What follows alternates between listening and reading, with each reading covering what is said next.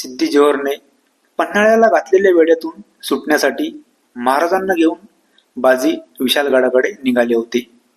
बाजी प्रभू देशपांडे, फुलाजी प्रभू आणि सुमारे 600 बांधल मावळे यावेळी महाराजांच्या समवेत होते. त्यावेळी आपली फसवणूक झाली हे लक्षात येऊन विजापुरी सैन्य त्यांचा पाठलाग करीत होते.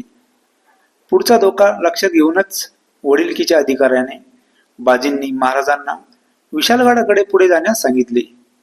परंतु बाजींना आणि मावळ्यांना असे संकटात सोडून जाणे महाराजांना मान्य नव्हते.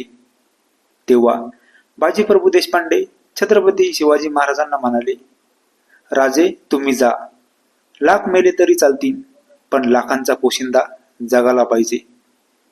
छत्रपती शिवाजी महाराज विशाळगडापर्यंत पोहोचेपर्यंत शत्रू सैन्याला खंडित बाजी प्रभू देशपांडे यांनी रोखून ठेवले.